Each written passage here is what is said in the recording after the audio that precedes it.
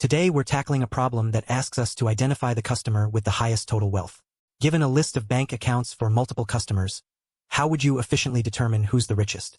The input is a two-dimensional array, where each inner array represents a customer's bank accounts, and each number within that inner array is the amount of money in a specific account. Our goal is to calculate the sum of wealth for each customer and return the maximum sum found across all customers. Essentially, we're looking for the single largest total wealth. A straightforward brute force approach involves iterating through each customer. For every customer, we then iterate through all their individual bank accounts, summing them up. We keep a running maximum variable, updating it whenever a customer's total wealth exceeds our current maximum. This requires nested loops, leading to a time complexity proportional to the number of customers multiplied by the average number of accounts. Space complexity is constant, as we only use a few variables to store sums and the maximum. The key insight here is that we must visit every account balance at least once to sum each customer's wealth. There's no way to avoid this. The optimization comes from how concisely we perform the summation. We can maintain a variable, let's call it maximum wealth, initialized to 0. Then we iterate through each customer's array of accounts. For each customer, we calculate the sum of all their account balances.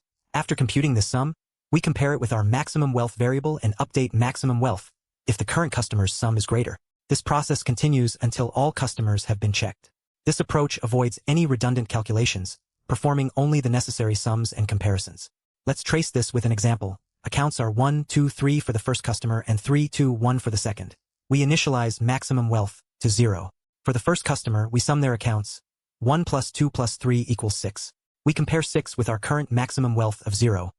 6 is greater, so maximum wealth becomes 6. Now we move to the second customer.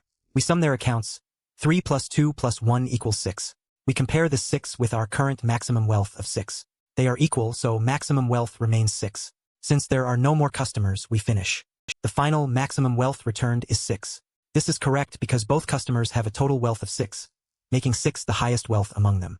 You'll spot this simple pattern when the problem asks for a maximum or minimum value derived from sums or aggregations within subarrays or rows of a matrix.